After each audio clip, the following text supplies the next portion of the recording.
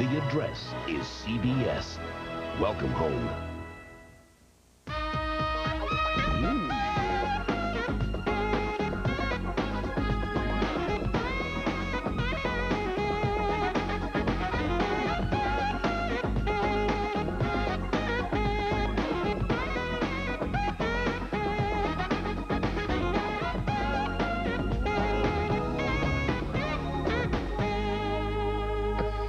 I expect Donna Summers to come walking in here and sing "She Works Hard for the Money." It's disco night on the Late Late Show. Hi, everybody. I'm T.S., and the color cast is on the air now for Thursday night, the 29th of May, 1997.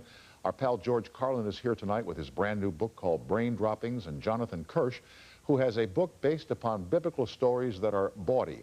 And he maintains that many of the Old Testament romances have been cleaned up so little kids can read them without fear of being intimidated. So that from Chicago, and Jonathan Kirsch, who is a book critic for the Los Angeles Times. The last time that George Carlin was on this program was back in February, and we did him via satellite from a bar over in Aspen, Colorado, where he was attending I believe the HBO Comedy Festival. And during the course of the interview, my eye happened to wander away from George, and I spotted a young lady at the bar, and I said at the time I thought I recognized her, and I can tell you right now that's baloney. I didn't know her from Adam, but she looked good, if you know what I mean. So let me take you back to George's last time here, and the fun we had at the bar over in Aspen, Colorado. Here it is. Incidentally, there's a woman standing to your left that I think I recognize. Would you mind if I panned off you for just a second? No, you should. Yeah, okay, please. Go ahead. There's a lady standing. I think I recognize this lady. Yeah, that'd be the one right there. Yes. Yeah. A little tighter, please. Yeah. Look at the camera. Come on, give me the good smile. You know, I do recognize her. I recognize her. I don't know her, but I recognize her. Back from Bentley's and George Carlin. 40 years of comedy on HBO, and to the lady I recognize, back after this break.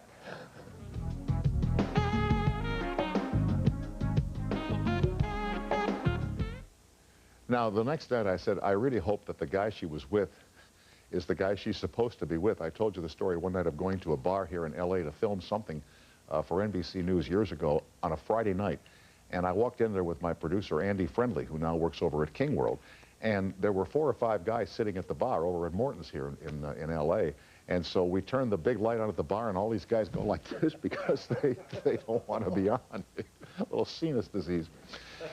Last night, I wore the tux. I mentioned I went down to the Music Center to help out with the festivities marking the 60th anniversary of the Los Angeles Junior Philharmonic Orchestra, conducted by the notable Dr. Ernst Katz. And I was thinking today about music and how special people who make music and write music truly are. I was remarking to some of the staff at dinner tonight, you know, if you or I were to sit down to write a book, we would have a choice of what? 500,000 words, 750,000 words. But if you think about music in its purest form, all the music that we know, all the symphonies, all the Broadway shows, all the hit tunes, all the disco, all of it comes from do, re, mi, fa, sol, la, ti. 7 words. Now you have your flats, you can sharp it, you can flat it, you can diminish it, you can enhance it, but basically they write all this wonderful music with 7 notes. And I was just reminded of that last night as they made beautiful music in Los Angeles with the Junior Philharmonic. Just a little tidbit of information I thought I'd pass along. Let's roll the George Carlin tapes more. No. George will be here shortly along with you on the toll-free highway. Saddle back, fire up the color TVs, and do enjoy the pictures as they fly through the air.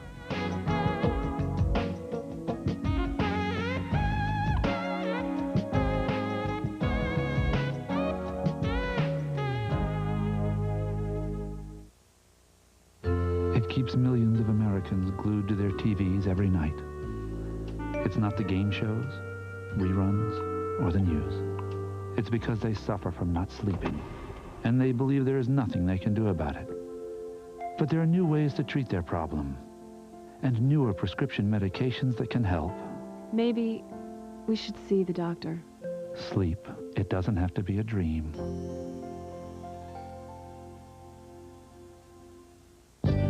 Ocean spray cranberries, floating out as far as the eye can see. Harvest time is holiday time at Ocean Spray. Our time to get together with family, and friends, to share our table, to fill our glasses with that crisp, clean, one-of-a-kind ocean spray taste. There's no better way to celebrate the holidays than with family, friends, and the refreshingly honest taste of ocean spray. Happy holidays, from our family to yours. I rolled the dice for $8. I unloaded my Tonka for $12. You get seriously low commissions with Ameritrade. Internet trade for $8, touchstone trade for $12, or trade with a broker just $18, no matter how many shares you trade.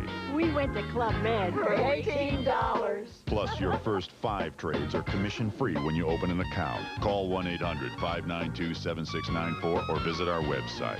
Ameritrade, the way to trade, period.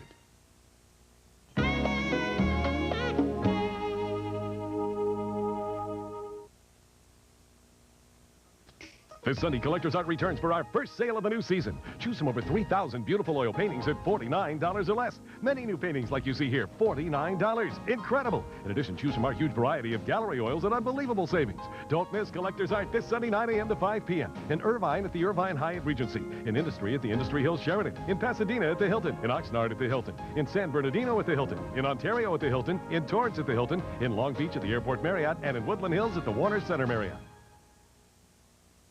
Diamonds, the gift that lasts forever. The Jewelry Exchange in Tustin imports all their diamonds direct. They carry thousands of diamonds, most GIA or EGL certified, and all the guaranteed lowest prices. 1-carat solitaires start at $5.99. The Jewelry Exchange makes all their jewelry in their state-of-the-art factory and has hundreds of rings, pendants, earrings, and bracelets. Only the Jewelry Exchange in Tustin guarantees all their jewelry to a price for at least double, that's right, double the purchase price. Buy factory direct and save. The Jewelry Exchange in Tustin. Now, coolness for your mouth, long-lasting freshness for your breath has its own look, shape, and taste. It's Cert's Cool Mint Drops. Cool new box, cool mint drops. Outside, cool, clean, and fresh tasting. Inside, a sparkling drop of Redson for fresh, clean breath that really lasts. Cert's Cool Mint Drops, so you can keep your cool longer. Available in new fresh mint, too. George Carlin is celebrating his 60th birthday and his 40th year in comedy with the publication of his latest book, a collection of jokes, notions, and nonsense called Brain Dropping. After visiting with him by satellite last February, I'm pleased that George is in our studio tonight, and I say welcome back to CBS, my friend, and thanks for coming in. Thank you. We had a great deal of fun that night from Aspen. We did, and that woman is suing you. Yeah. One thing I've never asked you about, we share something besides May 12th is our birthday. Right. We both share a Catholic education involving nuns. Yes. And I gather yours didn't take as well as mine. No, and I had the gentle kind. We had an experimental school with no report cards, no marks or grades of any kind, yes. Boys and girls together in the classroom. This is the 1940s. And no corporal punishment. And everything was open to discussion. The desks were movable. It wasn't with that grid thing. It was a very free and experimental school. Which is unusual for Catholic education. Yeah, ours was quite strict. And it was promptly discontinued. Well, not really. It's a great school, Corpus Christi in New York City. And the sisters were from Wisconsin, Cincinnati Dominicans. And the priest who invented this school, who founded it, Father George B. Ford, he insisted on having these nuns who had received master's degrees in education from secular institutions. He didn't want religious, right? Yes, to have secular master's. So did these nuns have an awareness of the world outside of the church? They certainly were a little more relaxed about life and the world. And they encouraged us to think for ourselves. Everything in the classroom was open to discussion, including math. You know, well, I don't believe that. It was wonderful. And there were always 4 or 5 PhD candidates from Teachers College, Columbia University, which was right across the street, in the back, auditing our classes, seeing how this system worked. I grew up thinking it was normal to have adults in civilian clothing at the back of the classroom. Right, right. But when they encouraged you to dissent or question things, you certainly have followed their admonitions. I did. And what they did was they gave me permission, in a way, to lose the faith. They were trying to keep you in the faith, and here they said, think for yourself, and I said, well, I thought it over. It was First Communion. And what you're telling me is not very good. Well, it was First Communion. Everyone filled me with this idea that I was going to feel different. You get your First Communion, you're going to feel different. Didn't happen. I said, I feel the same. Same, yeah. So from there, I took everything they said less and less seriously. And as a kid, I've read that you were a thief. You stole stuff. Oh, we stole everything. You and your buddies, all of you? We stole from stores. We broke into stores. We stole from trucks. We stole from Columbia University. We lived right next to Columbia and Juilliard and a couple of seminaries. Okay. We used Columbia as our playground and a training school for vandals, really. We stole typewriters, microscopes, everything. Kidding. We would have stolen an atom bomb if we could have, because they built them. They didn't really build them there. But Pupin Laboratories, where the Manhattan Project began, 2 blocks from my house, they were busy thinking up A-bombs. We'd have taken one if it You would have been the first on your block to rule the world, right? And if they'd have left it out, we'd have had it. And did your mother and father know you were this kind of a kid? My father was gone. He was asked to leave early. He couldn't metabolize ethanol successfully. And my mother said, your hat is over near the door. Right, see ya. Actually, it was more dramatic than that. She actually ran away from him when I was 2 months old. She had me in her arms at 2 months. My brother, 5 years old. She went out a window, down a fire escape, and through backyards into a car. Bye-bye. Yeah, he was a bully, and that was too bad. He was wonderful. I mean, had a great mind. She had to work all day, so I was on my own, so I stole things. She didn't know. She'd say, where'd you get the typewriter? I found it. Found it, right. Found it. Oh, well, bring it back. And did you ever get in trouble with the cops? No, it was wonderful. They never caught you? No, they didn't care about things like that. You know, they were more interested in really big crimes. And in fact, we had nicknames for all the policemen. There was Batman, there was Holes, because he had a lot of pock marks. And we regularly made fun of them and held them up to ridicule, and they sort of enjoyed it. Yeah, so you never had to talk your way out of stuff with the cops? Oh, that's all I did. Oh, yes, because that's why we never got arrested. Never encountered you. Well, it wasn't cops, it was Columbia guards. Oh, okay. In fact, we were responsible for them at Columbia finally putting big gates on the windows so you couldn't break in. We know that security was increased solely because of us. And we would run from these guards, and occasionally you get caught. And as they were about to apprehend you, the other guys would say, Georgie, you do the talking. You do the talking. Because I was a little glib. I was very glib. And we would make up things, you know, and tell them anything, because we knew they had no authority, basically. Right, they weren't real cops. No. They worked for Columbia. You know, and you just sort of say whatever. One time, 3 guys got caught together. This is not apocryphal. This really happened, but I wasn't there. We had 3 kids in the neighborhood. There were hundreds of children. We had 3 children whose actual names were Johnny Brown, Bill Smith, and Tommy Jones. That was really their names. You're kidding me. They were all from 122nd. Occasionally, they were together. They were caught by policemen in sneaking into a movie, and the cop was trying to scare them. What's the name here, you know? And the first one gives his name, whichever the order was. Johnny Brown. Johnny Brown. Okay, yeah, Johnny Brown. What about you? Bill Smith. Bill Smith. God, what, you think I'm crazy? You know, Tommy Jones. Boom! Right in the head. Tommy Jones, 1 step too far. You know, Anthony Pagliossi would have been fine. Fine, but not Tommy Jones. No. And what was your introduction to comedy? When were you first aware as a kid that there were people who could make folks laugh? Well, that came because I was a radio child. The end of the golden age of radio. Me too, kid. Yeah, and it was wonderful. And I was more or less a lonely kid because I had time on my hands. I loved it. I loved the solitude and lack of supervision. But there's a loneliness involved, and the radio became my extended family. And the comedians always interested me. Another kid upstairs had some Spike Jones records. And then going to the movies, I would see Danny Kaye, Bob Hope, these guys who were funny in the movies. And that became my dream. I remember listening to comedy on the radio as a boy, you know, in a darkened room. Phil McGee and Molly would come on, or Bob Hope would come on. And you'd laugh at these programs, Burns and Allen, Jack Benny. They were terribly funny. And there was another interesting thing that happened to me. Because I didn't really have a family life, I would listen to Fibber McGee and A Date with Judy, Meet Corliss Archer, these little things set in the Midwest where they had porches and they had an upstairs and a bedroom. Henry upstairs. Ulrich. Yes, Henry Ulrich. Tommy Mother. Ezra Stone.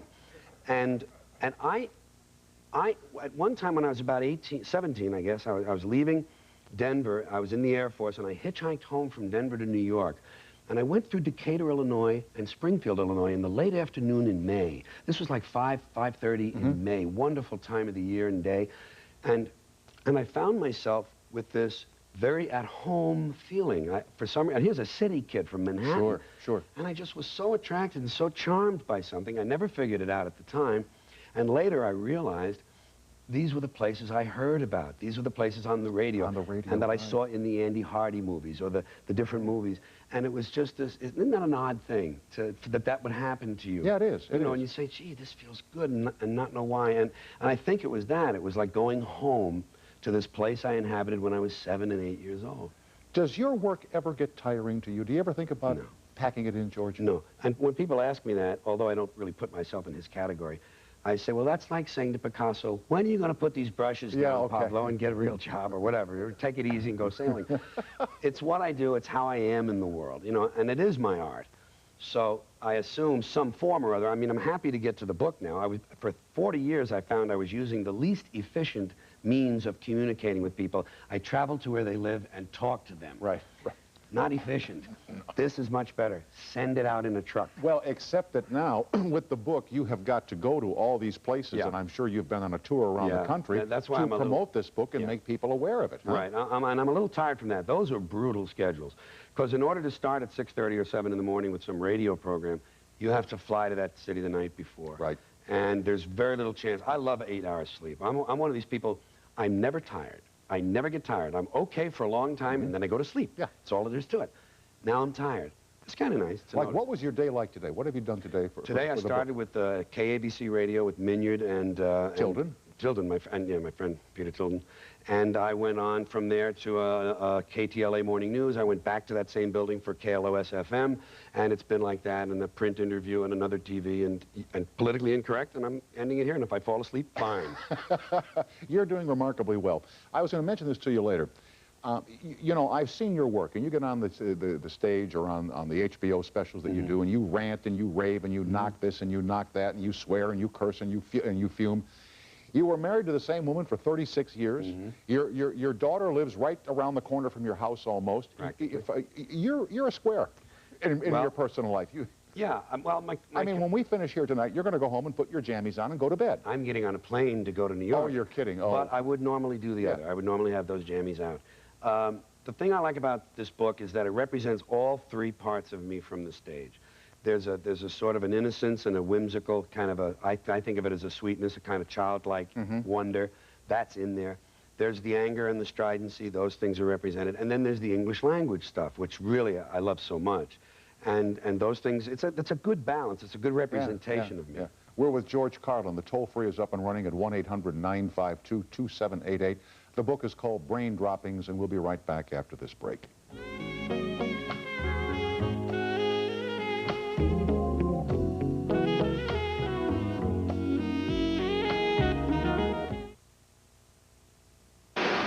Where's your father? You don't want to know. Here he comes. Whoa! Whoa! Watch out, Dad! Whoa! Yeah. Here he comes. Introducing Chevy Venture, the only minivan that offers a remote-controlled door. Pretty convenient, huh? Whoa, Dad. What? The all-new Chevy Venture is here. Let's go. Good idea. Right now, Zales has 12 months interest-free on beautiful jewelry, like this stunning diamond solitaire necklace or diamond earrings. Your choice, just $7.99.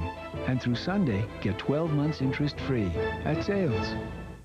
Why is America on America Online? It's the best feeling in the world when I hear, welcome, you've got mail. Easy to use, friendly menus. Puts the entire internet right at my fingertips. I can stay a little closer to my family. America Online, so easy to use, no wonder it's #1. They'll be battling for bowl bids. Vanderbilt visits Peyton's Place for his final home game. Then Donovan McNabb and streaking Syracuse meet Miami. Tomorrow on CBS, just watch. Sunday, welcome home for the holidays. A son's homecoming reveals a deep, dark secret. I have been sent here to help you see the truth. A special angel. Then, what kind of business deal All we have to do is pretend to be your family. could end in true love? Life has a way of surprising us. Roma Downey, Hector Elizondo, Borrowed Hearts, a holiday romance, CBS Sunday.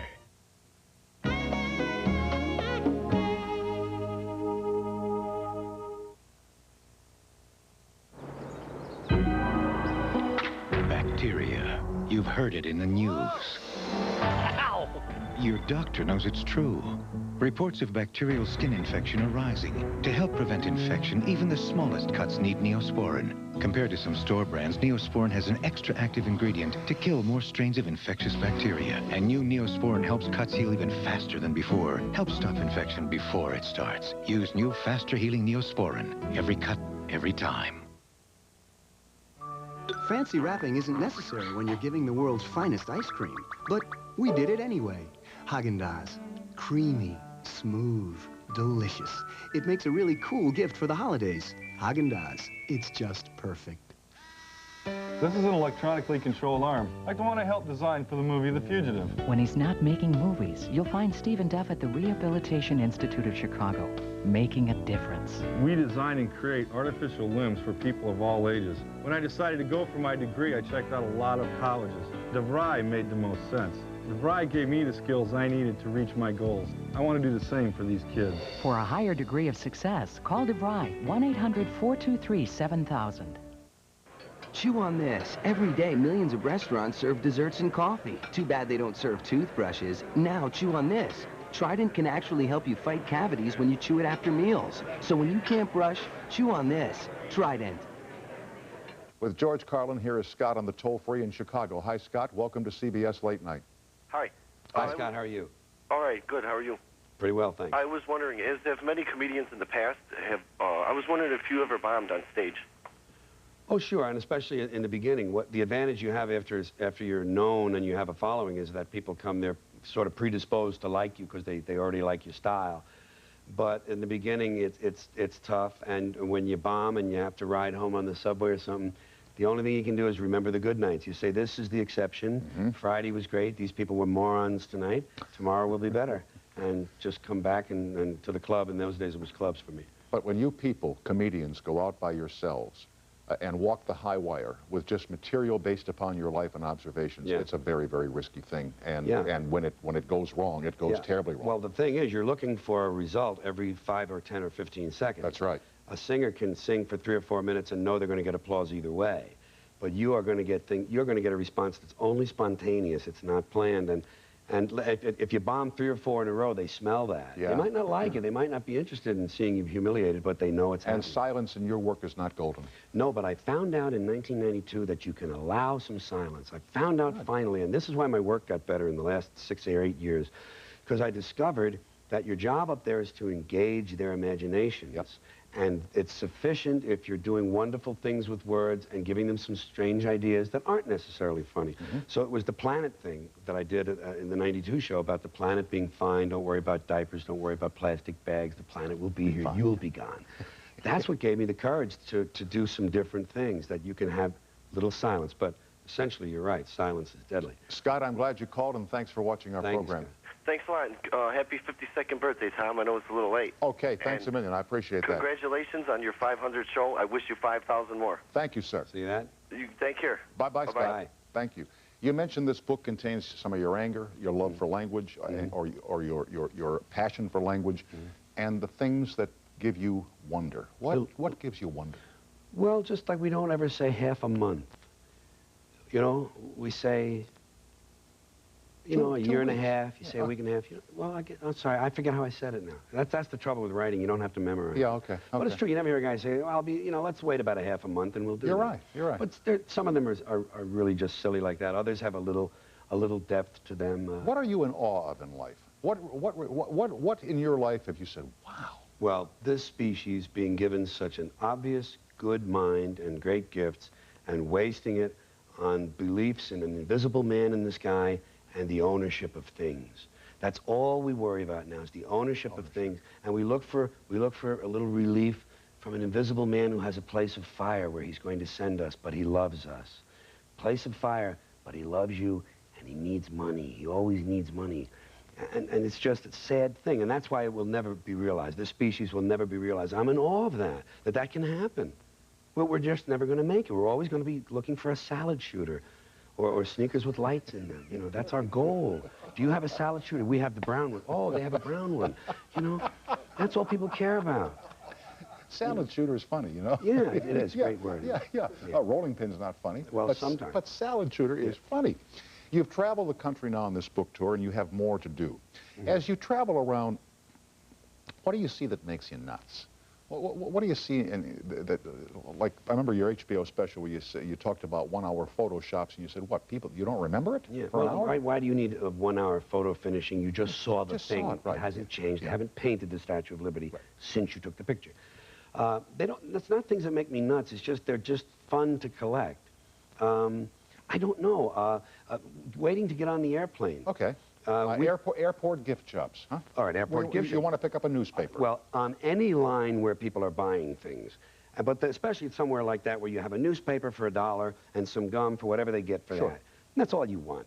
And the guy ahead of you has bought gum, and he has a credit card out. And you have to wait for this thing to be swiped and cleared and signed and everything. And you want to go to an airplane. Right. And or else he has a letter of credit from the Bank of Liechtenstein. These people who, you know, they can't just carry money. It's easier. Yeah, cash is good. Yeah. Or someone at these airport gift shops who's buying crockery or clothing. Here's someone buying different. What size is Phil? Medi, hold on. Wrap that. Get another one, the large one. You know, I don't need that. Go to a clothing store. Right. Go to a crockery shop. There's a nice word. But leave me alone. Let me buy my gum and go. How about restaurants around the USA as you travel to different towns? I ran into a place, Top of the Schmuck. It's in Texas. It's a wonderful place. It's a 50-foot tall statue of a schmuck with a cowboy hat on, and there's a restaurant in the Hat Band. And it was wonderful. It was working real well, but the trouble is, the Hat Band spun too quickly. Oh, I hate that when that happens. People were getting sick just waiting for a table. You can't have that. Another place, Chili Alley. Chili Alley, where you drive through. You can drive through. It's not slow. You drive through at speeds of up to 40 miles an hour, and they shoot the chili at you from a shotgun. $2 a shot, $3.50 both barrels. Right. Dry cleaning extra. Another one, Bombs Away. Good restaurant idea. The patrons are on the ground floor. The kitchen is on a balcony. And when your order is done, you hold your plate, and the chef drops it. Bon appetit. Works wonderfully with steaks, not so good with creamed spinach. Peas were a problem. Soup was a mess. Went out of business 4 days. Top of the Schmuck. Yes. Yeah. What about if you're on the road, and I've been in this situation where you have to watch television late at night, sometimes in the afternoon, you have a couple of hours to kill, so you go back to the hotel or motel, you turn on the TV, and the endless parade of commercials, again, as you say, we're obsessed with buying things, getting things. Yeah. Well, the relief from that is that the wonderful thing is that you find, someone proposed the theory once that we watch the LOP, the least objectionable program. So you click around, you go past all the infomercials, and you might actually wind up enjoying an old bonanza, you know. Yeah. And you feel a little bit almost like an archaeologist. It's wonderful. Or Columbo. Yeah. Oh, Columbo's great. I just love Columbo. Lady, one more thing. Yeah. The things that I wonder about are these commercials that come on, sometimes infomercials, or other times like a 2-minute commercial for the definitive 50s record album with all the hits from the 50s, and they use these words, not available in stores. That's right. Why not? Right, yeah. Wouldn't that do well in stores? No one would buy it. Oh. That's why it's on television. It's like my video. I have a video on television, same kind of commercial. A little better commercial, I must say. But it's a 1-800 number, and for a certain amount of money, you get a certain number of things, but I'm proud of the commercial. Not available in stores. But I'm going to put out a CD called Not Available Anywhere and sell it in stores. Here is Richard on the toll-free in Arlington, Virginia. Hello. Hey, Tom. How you doing? I'm doing fine, Richard. Thanks for watching. What's on your mind tonight? I hope your mom's doing well. I beg your pardon? I hope your mom is doing well. Oh, she's doing very, very well. Thanks. That's great. George? Yes, sir. One of my favorite things in the world is to see you on stage talking about politics. No one does it like you. Thank you, sir. And I'd like to ask you, it seems I've seen you over the years, all your HBO specials, and I'd like to know what is your opinion of, and are you familiar with things like Extra Magazine or Howard Zinn or people like thinkers like Noam Chomsky, and how come we never see these people on TV? Well, Howard Zinn and Noam Chomsky, those people aren't on TV because they have intellects and they're dissenters, and the limits of debate in this country are set before the debate begins. These people will not be included. The debate will take place between these two poles, and we'll have them on Ted Koppel, and it's an argument between sames. I mean, it's the same thing. It's just little variations. The people who are outside are quickly marginalized. They're made to be either subversive, made out to be either subversive or kooks. This is the word. Well, in other words, he's a kook. Yeah, and also in the parlance of some television programming executives, the gentlemen that the caller mentions are considered to be boring. They're not interesting enough, they're not motivated enough, and they're not dynamic enough, so therefore people will not watch them. Too many ideas. Yeah. A dangerous thing. No strange sex to talk about. Yeah, exactly. Yeah, that's essentially my reading of it. This country has a limited experiment in democracy. Limited. We are with George Carlin. His newest book is called Brain Droppings. The autobiography is in the works. More on that, and you on the toll-free. I'm Tom, and this is CBS.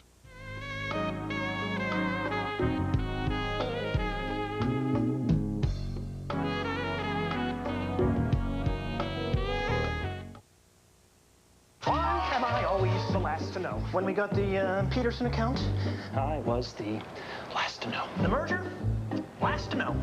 Hey, we got a new logo? Introducing Ship Alert from FedEx.com. More than tracking, it can email you the moment a package has been shipped. First to know. Smith, the shipment just left Italy, and you heard it here first. Smith was transferred a month ago. Of course he was. I knew that. Be the first to know with FedEx Ship Alert. Hey, good win. Hey, does anybody need anything? Okay, good solid hits out there, guys. Thanks, man. This is my lucky jersey. Don't mess it up.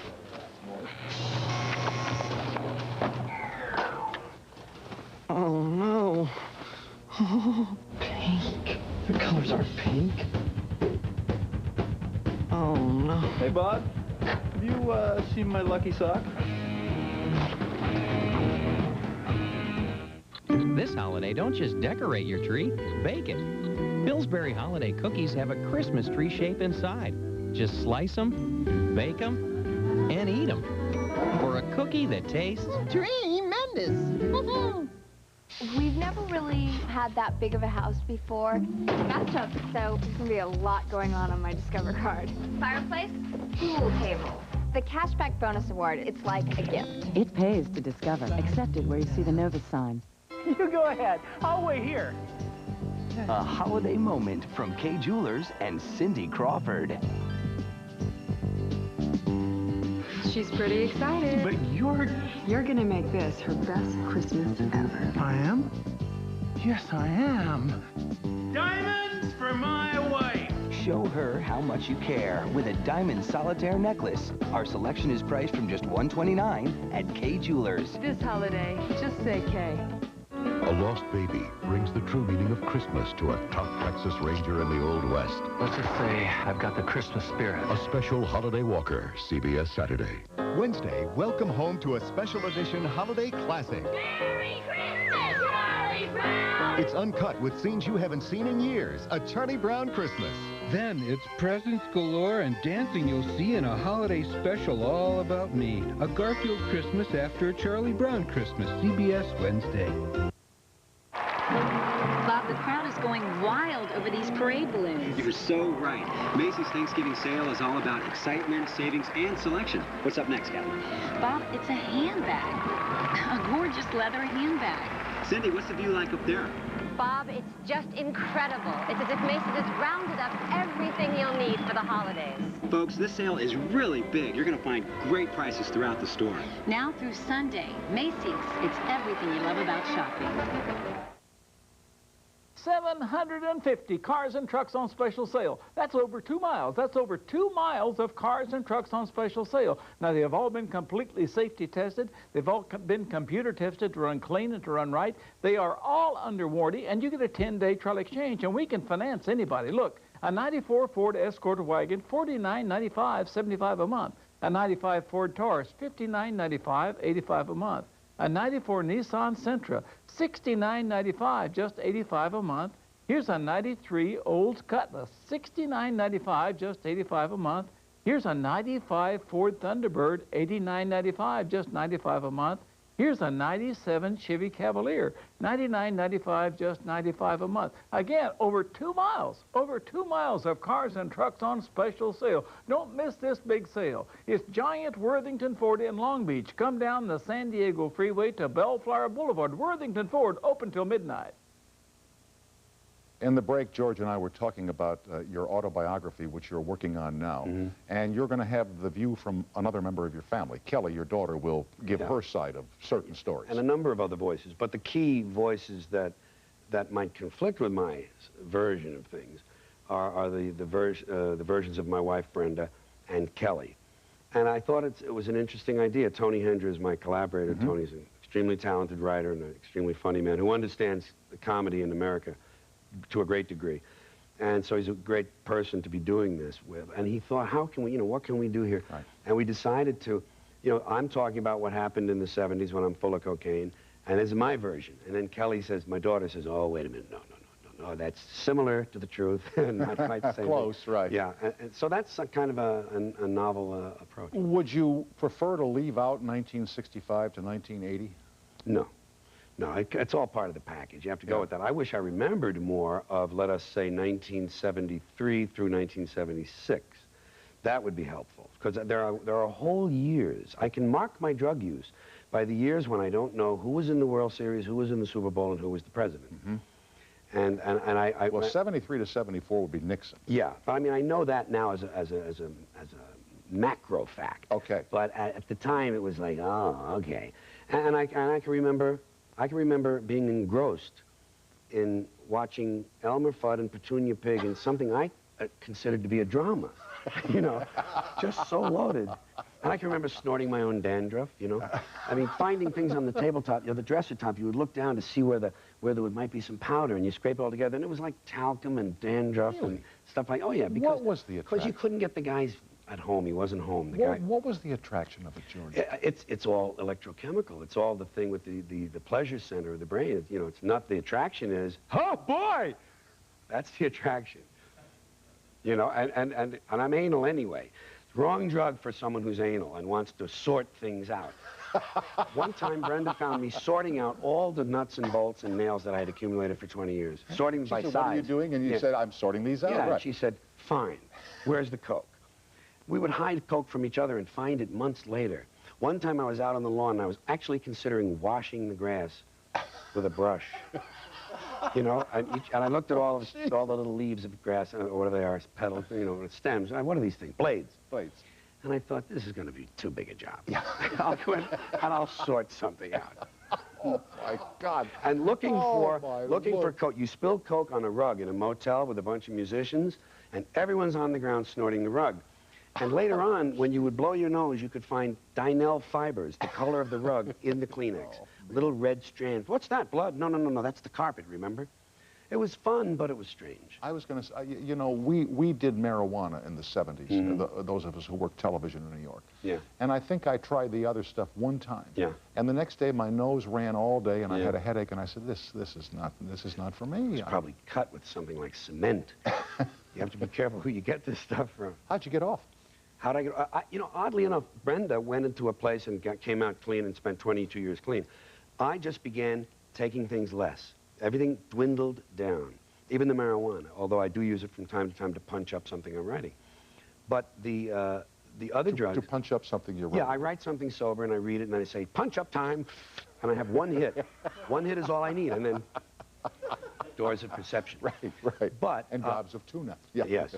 The answer to the other question, which I've forgotten because of all the marijuana accumulation, what was I saying? It was really interesting. You were talking about you closed down. You less and less and less and less. And what happened was... You're not going to trap me on one of these questions, I'll tell you right now, pal. What happened was I noticed, and this is a fact about the use of any drug, including alcohol, that at first the pleasure is long-lasting and the pain is a very short price. As you continue use of the drug, the pleasure period contracts and the pain and the payment you have to make gets bigger. If you have an intellect, at some point you look at it all and you say, this is not worth it, I'm going to do something. So I did it by degrees. I took it less frequently, took it for longer periods, lesser periods of time, and eventually it was just gone. I was lucky and I was able to get off it that way without being in the tabloids. You mentioned Brenda. Yes. May I say to you as a friend, I mean, we don't go out socially, but I consider you a dear friend. Thank you. I felt so bad, George, when I read that she passed on Mother's Day, and I say that to you here. I felt so bad, because I know how much you loved her. Oh, yeah, she was a powerful partner. Yep. She was, I like to say it this way, because it makes me feel good, the light of my life and the keeper of my dreams. And there was a time when we walked on the street in Chicago in the beginning, and I said, do you think anybody will ever recognize me, Brenda? And she said, oh, yeah. Someday everybody's going to know your name. And I'm glad that she saw that come true. And that we had such a good life together. We did have 36 years, and what happened to her was relatively swift.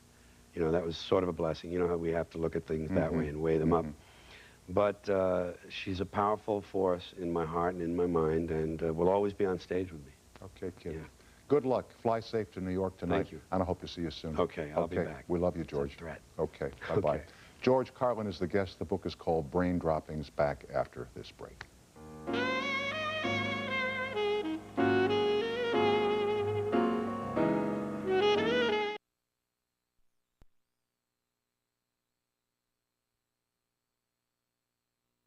Yeah, we should play that again. I was watching it. You know, MTV replays their award show over and over again all weekend. The entire weekend. So I was watching that, and every time that comes on, I get a little embarrassed for her. Everybody that's watching this world is bullshit.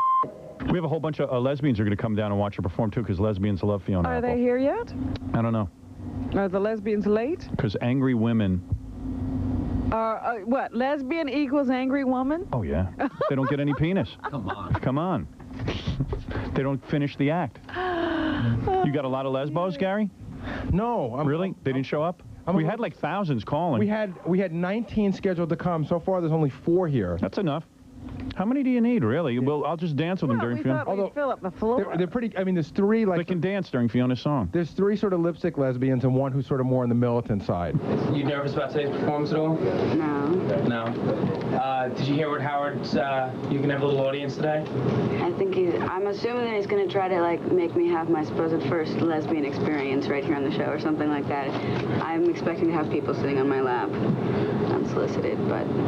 Does that make you excited? I mean... Yeah, can you tell?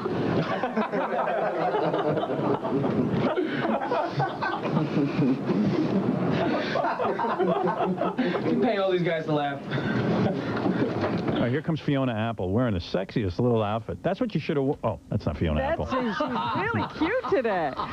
That's what she should have worn on... Well, the whole band's coming in. Cool. I think they think we're going to make a play now. Fiona, sit down over there so I can rap to you, okay? Oh, I think she's pissed at me. Good. I like an angry girl early in the morning. She's always angry. You always look pissed. What are you so angry about? You got it made. Sit down. I love the belly chain. Damn, you know how to dress. What was that outfit you were wearing on the MTV Awards? It was like an angry chick outfit. It was not an angry chick. Oh, please. Those What are you talking about? The Birkenstock sandals? That was not about... Oh, come on. That wasn't even Birkenstock. Do you know what that was about? Because What? I'm tired of short girls selling out by wearing huge spike heels. Angry. It was a statement. Angry. It so was what about... not angry. What about Why do I have to be angry to admit that I'm short? Stop yelling. What about some candies? What? You ever hear of candies? The shoes? Yeah. What about wearing those with that dress? That would have been cute. The one that Jenny Are you mad at McCarthy me? said. I'm not mad. You are mad. I'm not I'm mad. just having a discussion with you. I'm completely not mad. Come on, the Stop speech being was... so afraid. First of all, it's MTV Awards. Yeah. It's goofy. It's a goof. The whole thing's a goof. That's exactly why I said what I said. Because everybody that I should be thanking, I'm really sorry, but I have to use this time. See, Maya Angelou said that we as human beings, at our best, can only create opportunities. Maya If we only Angelou? understand what's wrong with Maya Angelou. You got so heavy during the speech. Well, we thought you were going to get heavy anyway. Yeah, you. I didn't get so heavy. And admit, the speech went awry. Are you happy How'd with the it go speech? awry? Oh, she's so mad at me. I'm not mad at you. Oh. I'm not mad at you. I got into this job so that I could say whatever I wanted to say whenever I wanted to say it. You did the same thing, and I did that, and I'm proud of that. But I'm not sure what you said. Did you think the message got across? Yeah, man, to some people it didn't, to some people it didn't, you know? She's so serious. She doesn't What get do you it. want me to do? You'd be a Of tough course chick I to get handle it. on a regular basis. I'd have to really loosen you up. Well, what should I do? Should I sit here and giggle? No, don't giggle. All right, let me play the speech. All right? Go ahead. Even Chris Rock afterwards said you were Fiona X. Yeah, Chris Rock needs to check himself because he was suffering up there and he grabbed for some kind of little anorexic joke, which I really don't appreciate. That I am angry about. Anorexic joke? Yeah, Oh, he said he was calling me Fiona X, which was okay. That's kind of funny. All right. But then he's like, oh, well, you have to excuse her because she hasn't eaten in a few days. Because he did look a little hungry, he Little said. Mr. Burnt Match himself. Yeah, he looks kind of hungry, too. That's true. You're right. Burnt match. I'd love to do you. You have no idea. You have no idea how much fun we'd have in the set. Chris Rock was being a little heavy on you, right? Because you got a nice body. I don't know what he's talking about. I know. like that you look thin and anorexic. I like it. I don't look anorexic anymore. Yes, you do. It's fine. It's nothing wrong with looking anorexic. That's healthy. Yeah, you're right. People are jealous of your body. Okay, I just have to say something. You know, you and I know that the whole thing is a goof because we're on the inside and we can see it and we know that it's What is a goof? silly. The whole MTV thing. Yes, of course the it's a whole MTV Awards. But like, you have to admit that there are people at home that are sitting there and they're watching me and they're comparing themselves to me. Well, of course. And I have to be excused for being serious sometimes. I have to take that seriously. Yeah, well, I didn't understand the point of your speech. You were. Let me play the speech. Because No, don't play the speech Yes, because please. I was all stifled up and I didn't say it right. It's you funny. know? Come on, let me play it. Please. Okay. Please. Fine. Let me say this, okay? Okay. I'm going to continue even if you interrupt me, so just you might as well be quiet. All right, I'll be quiet.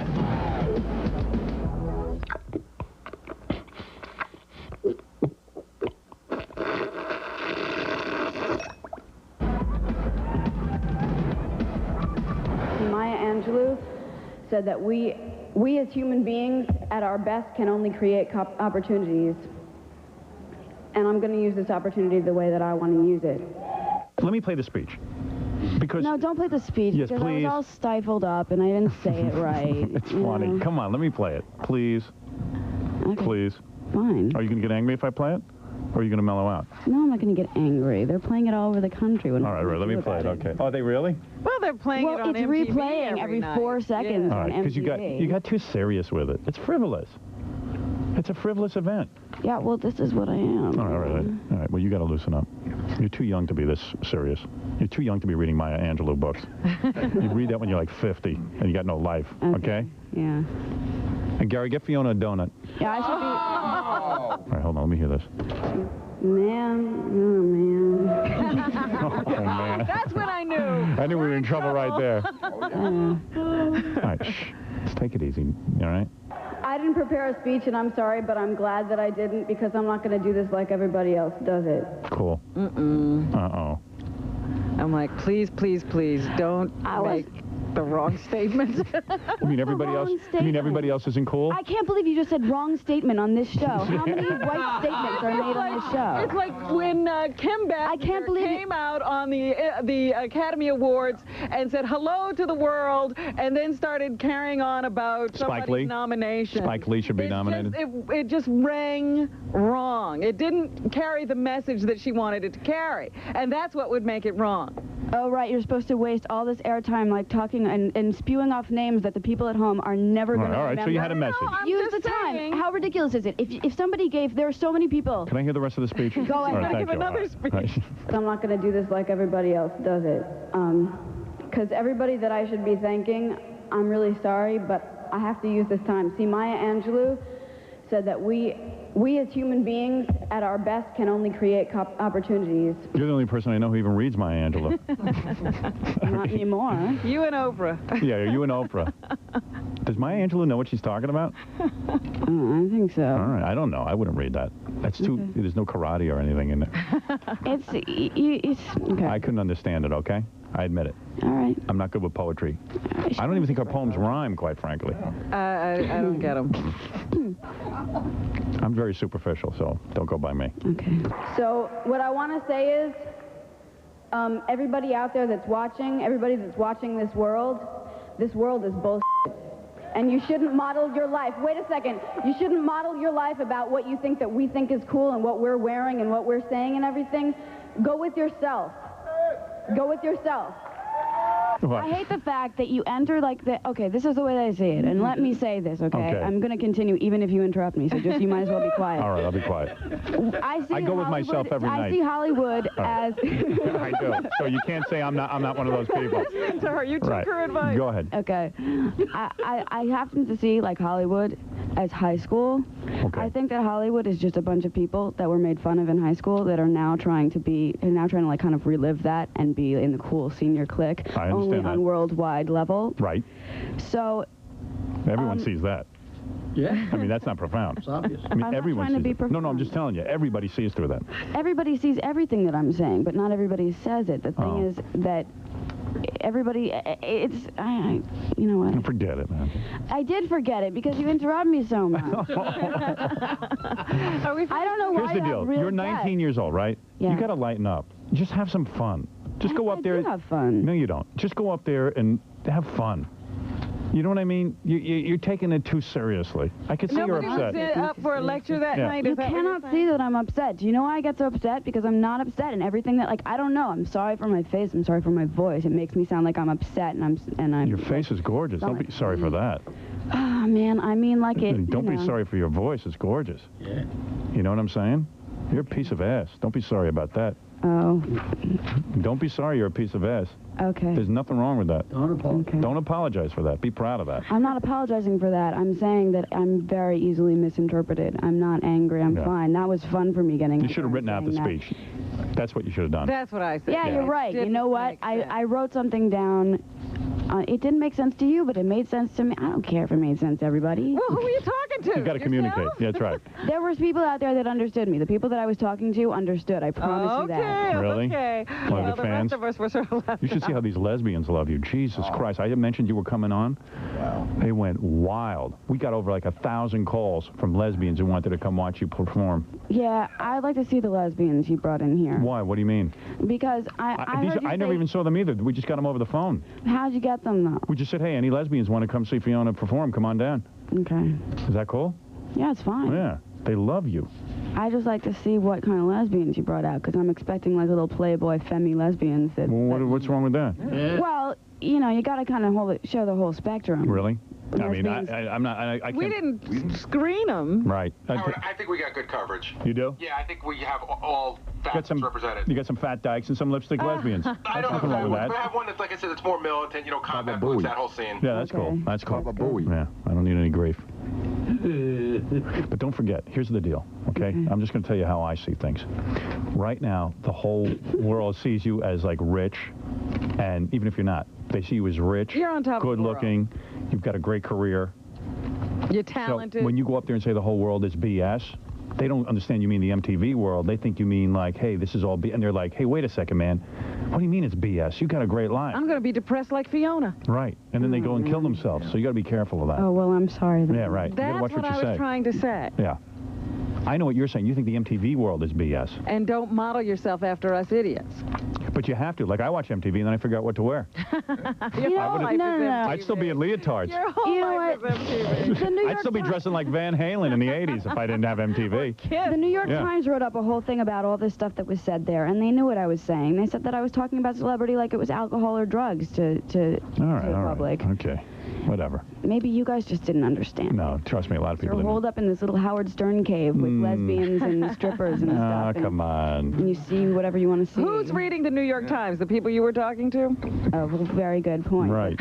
You're the one that made that statement, so not me. So everyone that listens to, you know.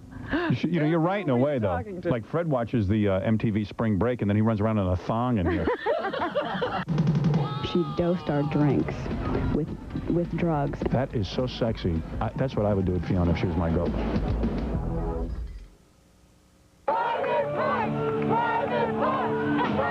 From the blockbuster film comes the #1 soundtrack.